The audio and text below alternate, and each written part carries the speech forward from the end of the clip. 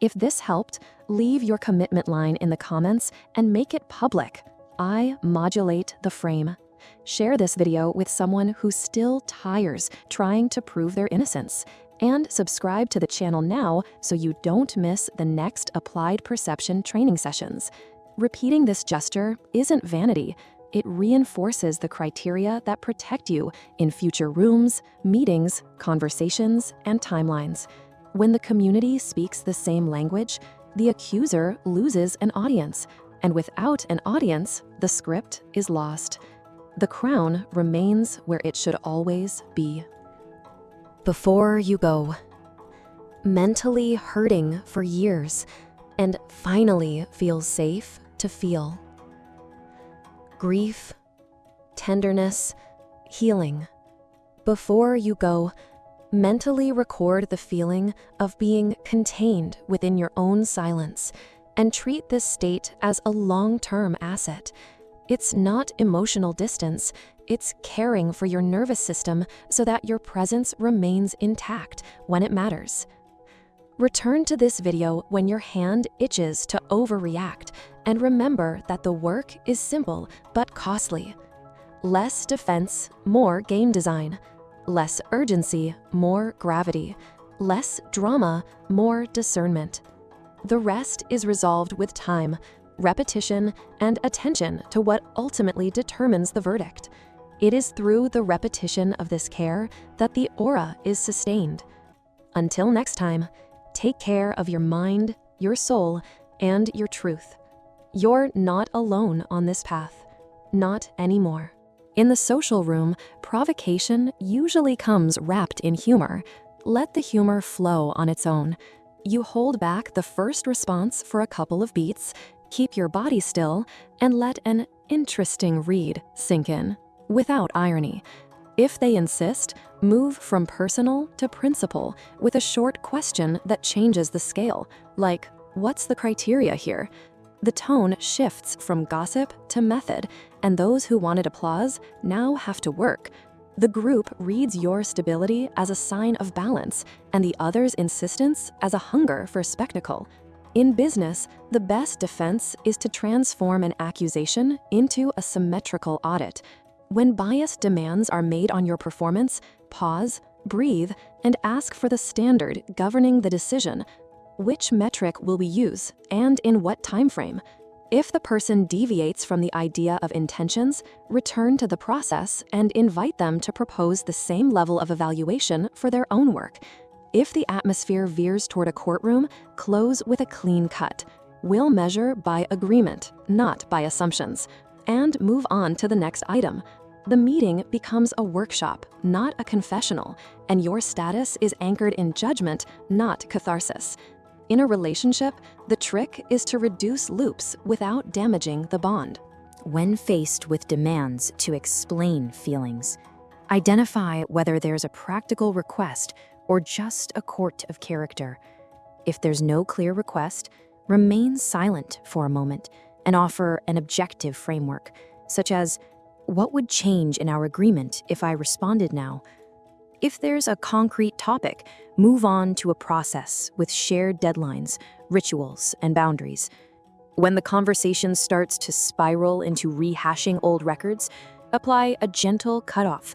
That's not how I see it, and propose immediate action that will release the tension in the real world, where the drama is losing its oxygen.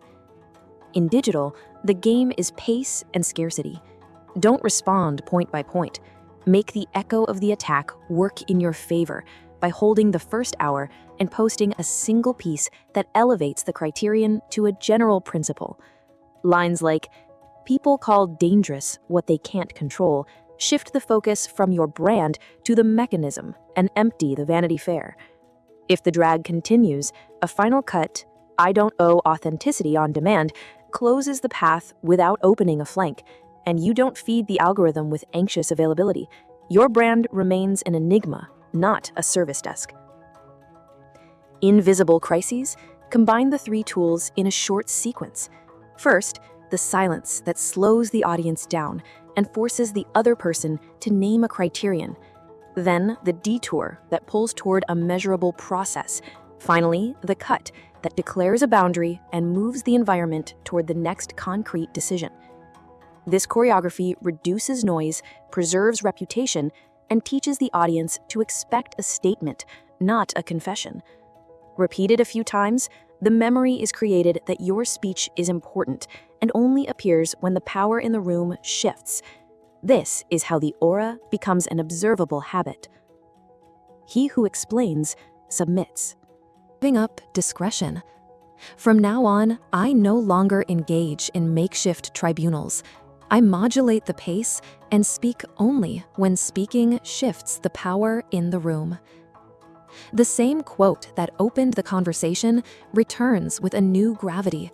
It doesn't ask for perpetual silence, it asks for choice. Less response, more standard. This is the declared turning point.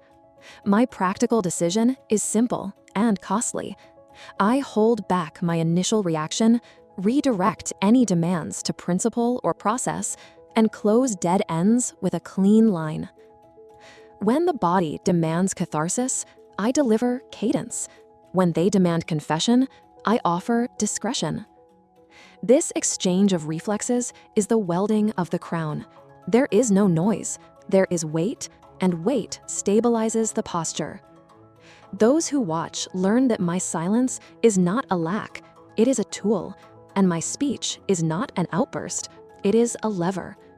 If this works for you, leave a comment with your public commitment. I modulate the frame. Writing this sentence is more than engagement. It's a visible reminder that you choose pattern over narrative. If it resonates with you, sign up now. In the next installments, I'll give you a succinct protocol for sustaining this decision under pressure, without theatrics or becoming a hostage to clarification. In a minute, I'll go into the operational method, verbs, tense, and criteria, so you don't have to rely on inspiration in the middle of the room. The idea is okay. Let grief finally come up. You can hold it through all of this tenderness and healing. With each scene, ask which line buys authority and which sells anxiety. Buy only the first. The method resolves the rest with verifiable steps so that your presence speaks before your paragraph, and the crown doesn't need hands. When the accusation lands, the first decision is about timing, not text. Lock your body, exhale through your nose, count 2 beats, and let the other person's sentence exist without your help. This pause breaks the reflex to explain, returns blood to the prefrontal cortex, and exposes the accuser's hunger for the stage. If the impulse returns, lengthen 1 more beat and look at the group, not the attacker. The audience is the judge of the axis, and the axis is born of rhythm. This internal minute buys the gravity you need to choose the next piece with a price. The second decision is a matter of discretion. Identify which court they're trying to seat you in, moral, technical, or personal. If the moral issue is vague, remain silent until they demand specificity, and when it arrives, push for a verifiable principle. If it's technical, push for a process with measures and deadlines, neutralizing gossip with engineering. If it's personal, reject public psychoanalysis and return to what governs shared decision-making. This shift doesn't debate biography, it elevates the conversation to the ruler that decides what happens next, where the show loses steam. The third decision involves minimal movement. Either you divert to method, or you end the route with a clean cut. When there's something real to resolve, formulate a single question that ties the pattern together and holds both parties accountable. What metrics do we use, and when do we review? And end the block with a clear approach. When it's just a matter of drama, drop a short line that declares a boundary and move on without boiling your voice. The secret is not to mix tools. Diversion solves the work. Cuts close the theater. Mixing becomes a disguised defense and reopens the ring. The fourth decision is closing. Always move the conversation to the next topic, task, or decision. In a social setting, change the subject naturally and offer the stage to someone else. In business, advance the formal agenda. In a relationship, propose a practical gesture that pays off the tension in the real world. Closing seals the frame because it teaches everyone that you don't sell infinite attention. Without this seal, the accuser tries to reopen the door and you're back in the loop. With it, the collective memory records that the cost of pulling you in is high and the return low. Finally, record the postgame in strategic silence. Note the trigger, the attempted court, the tool used, and the observed result, and repeat the protocol until the cadence becomes a reflex.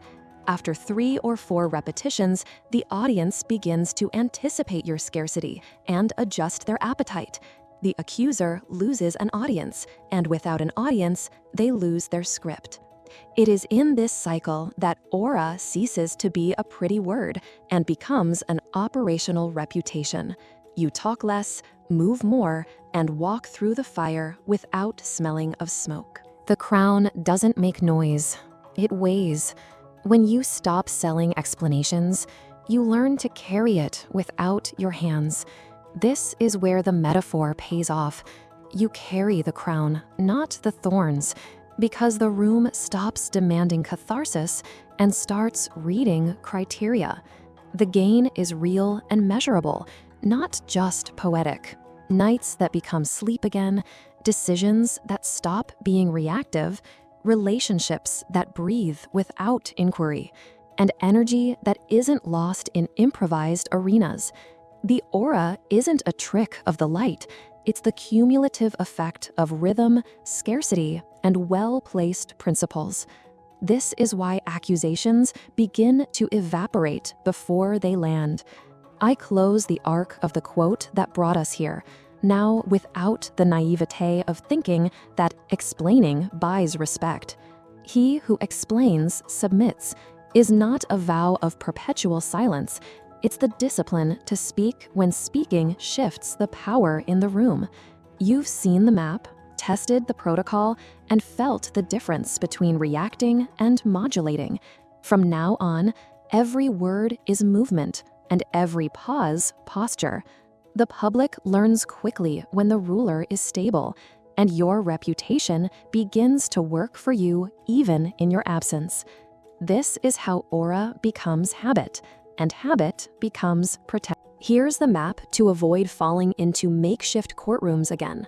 Think of interactions as choices of criteria, character, process, or priority.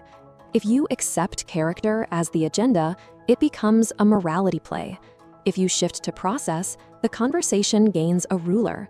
If you elevate it to priority, you put the future back in the center. The framework serves to decide which of the 3 tools to use in each terrain, without theatrics or escape. The logic is simple. First, diagnose the frame, then modulate time, and finally, choose the minimum action that shifts power. Silence is the foundation because it neutralizes the noise that fuels the accuser. It's not about scowling, it's about removing fuel, pausing, breathing deeply, and a serene gaze that refuses the auction of approval. In a social circle, someone might say, "You always exaggerate," expecting a rush of explanations. You let the phrase live on its own, and the room observes the echo, not the foam. The effect is to shift attention from the plot to the accuser's method, exposing the lack of spectacle. When silence weighs heavily, the other person's needs become too much. Deflection is the tool for when there's real material, but the criteria are distorted. Debunking the myth isn't an invitation to opacity, it's an invitation to the correct hierarchy. Saying little isn't hiding, it's raising the cost of accusing you to a standard that survives the light.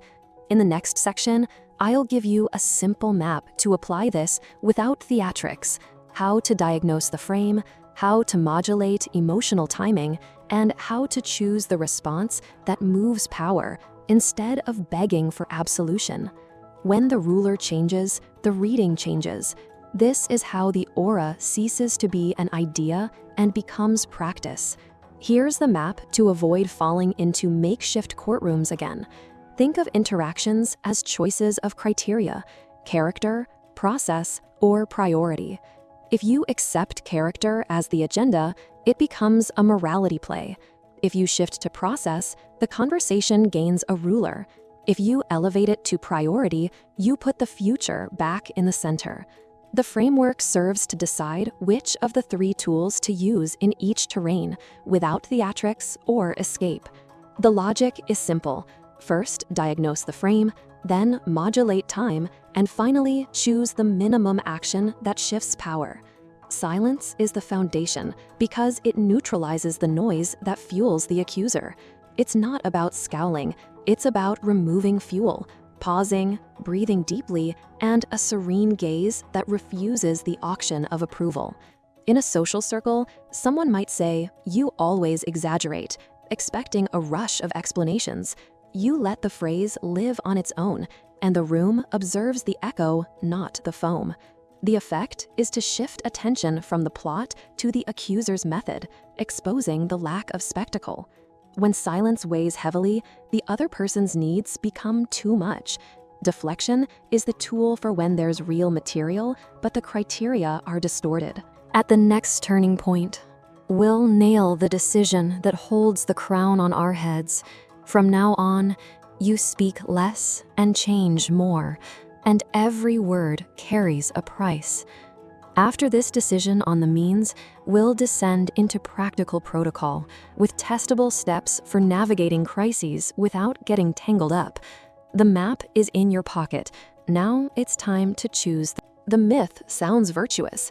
Those who owe nothing fear nothing. Those who are mature explain. It sounds moral, but in public arenas, it translates into a loss of command. Excessive explanations trade criteria for catharsis, and catharsis doesn't buy respect. The public doesn't judge your soul, they judge your axis, and the axis communicates through rhythm, not through a spreadsheet. Transparency in this context ceases to be clarity and becomes a spectacle, and a spectacle feeds those who accuse you. The error arises from confusing truth with perception management. Truth is about facts. Power is about who decides what counts as a relevant fact now. If the current frame is you on the bench, each new piece of information becomes a defendant's accessory.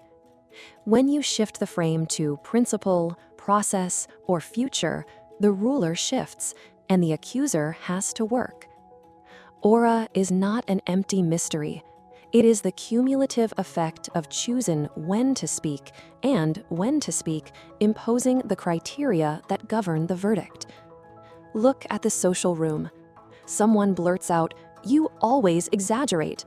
The myth's playbook dictates listing episodes, asking for examples, proving normality. In practice, this defense seeds the stage and establishes a tone of inquiry. If instead you remain still and let interesting reading drop like a stone in the water, the word returns to the right side. The other's insistence reveals nervousness, and the audience understands that the ruler has shifted from stories to posture. At the meeting, the myth exacts a heavy toll. The biased question becomes an improvised mini-presentation with extra promises to remove doubts. The room's radar detects a leader who negotiates their status for acceptance, and no one pays high prices for those who beg for low prices. Reframe methodically. Pause, raise the bar, invite the accuser to show their yardstick. What standard are you applying, and how do we measure it here? And suddenly, the examination is mutual. In digital, clarifying is algorithmic fuel. A long thread trains the audience to pull you into every fire. The myth sells proximity but buys anxious availability.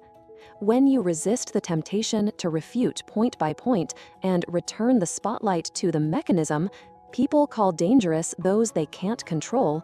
The narrative leaps from gossip to principle. Those who wanted the ring lose the grandstand. Debunking the myth isn't an invitation to opacity, it's an invitation to the correct hierarchy. Saying little isn't hiding, it's raising the cost of accusing you to a standard that survives the light. In the next section, I'll give you a simple map to apply this without theatrics: how to diagnose the frame, how to modulate emotional timing, and how to choose the response that moves power instead of begging for absolution. When the ruler changes, the reading changes. This is how the aura ceases to be an idea and becomes practice. The lens is on. Let's move on. The defense seems virtuous because it promises justice, but in practice, it sets up an instant courtroom where you enter handcuffed. By responding impulsively, you accept the subject, the criteria, and the urgency set by the other, and the audience interprets this as a request for acquittal. The interrogation ceases to be about facts and becomes about temperature. Those who comment too much become heated. Those who become heated lose their veneer of authority. With each explanation, you add new edges for the accuser to exploit and open loops that demand new answers. Thus begins the spiral where talking more always results in appearing lesser. The mechanism is simple. Explanations create precedents. Today, you prove with A plus B that you didn't do X. Tomorrow, they demand the same detail for Y. And suddenly, your presence comes with a proof manual. This manual is a tacit contract that only one side signs, and the reward for fulfilling it is zero, because those who demand proof aren't seeking truth, they're measuring control. Worse, the more you help clarify, the more the other party can reshape the case, as each extra detail becomes raw material for a new angle. The result is a maze with no exit, where sincerity becomes fuel for the fire itself. In a group, the trap multiplies because the audience doesn't judge the past, they judge your posture in person. In a social circle, a smart guy suggests that you always exaggerate. You blurt out context and, without realizing it, confirm your image as someone who needs convincing. In a meeting, a biased question turns into a defensive lecture and repositions your role as a reputable intern, not a path setter. The more you try to correct perceptions, the more the room learns that simply prodding you can control your cadence. There's also the infinite regression of evidence. Evidence demands proof of evidence, and with each layer, you trade status for anxiety. Printouts, dates, and chronologies reassure you, but excite the accuser, who can now point out gaps and demand total transparency. Transparency in this dynamic is not a virtue, it's a winch. It pulls you into a realm where the absence of a single piece of data becomes a confession by omission. In the end, no matter how solid the collection, what remains is the theater of effort, and effort communicates subordination. The exit begins with a mental inversion. The opposite of defending yourself is not attacking, it's denying the stage. When you delay your first response, you trade urgency for gravity and make the case collide with the cost of silence. Silence here is not escape. It's the reset that forces the other to expose motivation, method, and measure, elements that rarely survive the light. By refusing the role of defendant, you stabilize your own body and allow the audience to notice what was always there, but disappeared in the noise.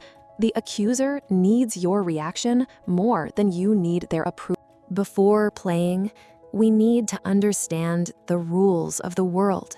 In public arenas, innocence rarely absolves. Whoever sets the pace defines the interpretation and, with it, the outcome. Therefore, literal defense is a structural risk because it accepts the other's court and hands over the agenda of what matters. Our game swaps clarify for command emotional tempo, shifting attention to where your position is most costly to attack. The practical objective of this section is to provide the lens that supports all the following blocks. Without it, each tool becomes an isolated trick. This is where the terrain tilts in your favor. I call the invisible framework that dictates what's on trial, which questions are valid, and what counts as evidence a frame. If you accept the first question, you also accept authorship of the script and start chasing versions you didn't write. Controlling the frame isn't denying facts, it's establishing the agenda that makes certain facts irrelevant to the collective decision. In simple terms, whoever chooses the criteria chooses the verdict. The audience may hear both sides, but they judge based on the most readily available criteria, and you ensure this availability when you dictate the time between stimulus and response. Now, aura. Instead of mystical mystery, think of 3 observable elements: low predictability of reaction, bodily stability that doesn't beg for approval, and a reputation for speaking only when it moves the room. This combination changes the cost of attacking you because it eliminates the spectacle that fuels the accuser. Aura isn't silence, it's the promise, fulfilled over time, that your speech is valuable and has consequences. Those who watch learn that silence isn't a lack of resources, but rather part of them. To keep this lens alive, adopt an anchor metaphor: the crown. The crown doesn't make noise, it weighs. Those who over-explain themselves balance the piece with both hands, implying it could fall at any moment. Those who control the frame wear it firmly, as if it were always made for that head. We'll return to the crown in the finale to pay it off, showing how weight becomes a stable posture when you stop responding to other people's whistles. This lens reorganizes tactical choices. When provocation arrives, the operative question isn't what's true, but what changes power if I speak now? If nothing changes, you let time pass until the decision is yours. If something changes, you say little, set the standard, and close the window. This seems subtle, but it shifts expectations. Instead of expecting explanations, they start statements. The consequence is a reputation that defends you in your absence. Try a microfield test. On your next attack, take a deep breath and observe which court the sentence wants to sit in: moral, technical, or personal.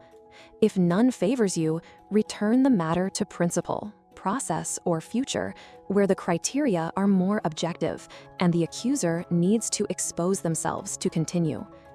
If they still insist, the pause is your friend again. It shows that you're not in an approval auction. With the crown in place, each word will be a movement, not a request. What follows takes this rule and puts it under pressure.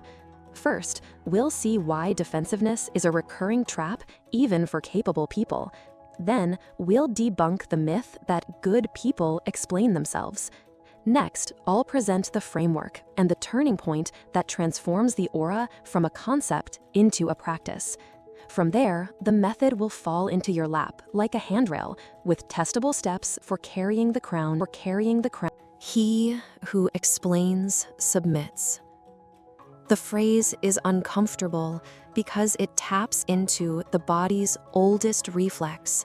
When someone accuses us, we open our mouths to prove we're good. What if every defense you make, no matter how sincere, enthrones the accuser as judge and delivers the verdict before it even begins? Today, we're going to dismantle this theater. There's a quieter, more powerful alternative.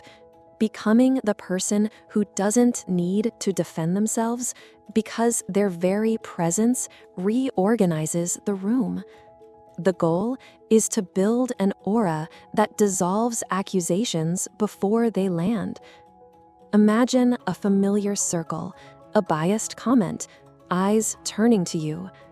The temptation is to pour out context, chronology, screenshots, anything to clear your name. Meanwhile, the audience isn't evaluating facts, they're gauging the temperature. Those who get agitated seem guilty. Those who keep their cool seem to know something the others don't. Most public conflicts are decided in seconds like this, by reading the reaction. Power shifts when you set the pace. Call it frame control, the invisible framework that determines what's relevant, whose turn it is, and what the standard for judging is. Accepting interrogation as the rule of the game is already losing the first battle. The trick isn't to turn stone or make a scene, it's to manage emotional timing until the right question appears. When you hold back the first answer, you're not running away, you're rewriting the field. It's in this gap that the untouchable person is born. Notice how the defense creates a narrative that doesn't belong to you. You become a character in the other person's story, always chasing their version. When, instead, you calm your voice and fix your gaze, the room begins to work for you. The accuser is left without the contrast of your anxiety, and their very insistence reveals neediness, envy, or an agenda. Your calm isn't passivity, it's a silent accusation returned. In the next few minutes, I'll give you 3 simple tools to turn this game around without theatrics or rudeness. First, silence, which doesn't implore absolution, simply imposes rhythm. Then, deflection, which shifts the spotlight to the correct principle and places the accuser under the same rules. Finally, precision cuts, short lines that end the accusation without explaining yourself. In the end, you'll understand how an aura is built in practice. Everyone wants to appear fair, but every long explanation drains authority down the drain. When you defend yourself, you confirm that the framework of the trial is legitimate and accept the role of defendant, even though there is no court. The immediate cost is invisible: tension in the body, a quickening voice, micro-expressions that scream louder than words. The audience doesn't measure arguments, they gauge temperature. The more heated you are, the easier it is to label you. Time and again, this reflex transforms respect into charity. In a social room, someone drops an insinuation with a small smile. You respond with a history, dates, justifications, and the air of the conversation shifts from lightheartedness to inquiry. Those watching don't keep their alibi, they keep their shaky rhythm, and the accuser leaves with a status bonus for provoking the truth. At night, the body doesn't shut down. Mental replays, unsent messages, insomnia disguised as vigilance. The next day, you return smaller, and the circle has learned that it's easy to pull on your leash. In a meeting, the dynamics are more costly. A biased question about your delivery turns into a defensive monologue, improvised slides, and additional promises. As you try to correct perceptions, the clock ticks and the symbolic budget of authority evaporates. The accuser doesn't need to prove anything. You're the one overcommitting, leaving room for further demands. In the next negotiation, the price is paid in invisible concessions that no one ties to that afternoon. In relationships, chronic defensiveness becomes accounting. You try to explain intentions while the other person collects selective memories, and the dialogue shifts from presence to domestic jurisprudence. With each justification, intimacy shrinks a millimeter, and affection is confused with conditional acquittal. The cost here is accompanied loneliness. You share a house, but each sleeps with their own in-house lawyer. In the long run, what remains is cynicism disguised as maturity. In digital, the bill arrives with algorithmic interest. Responding line by line creates endless threads that train the audience to call you whenever they want to show. Your brand goes from enigma to customer service, and the mystery, which sustains authority, becomes anxious availability. Even when you win the argument, you've lost your positioning. Now they expect you to be constantly online to clean up every fire. The cost is your reputation as an active defendant, not a reference. The greatest price, however, is structural. Defending yourself rewires the mind to ask permission before acting, encourages the body to scan for threat signals, and wastes emotional time that should fuel calm decisions. Aura isn't born from being right, it's born from appearing unshakable, and no one sounds unshakable asking for understanding. When you pay this toll daily, the road always ends in the same place. Less space, less voice, more control of the other over your pace. It's the silent toll of defense.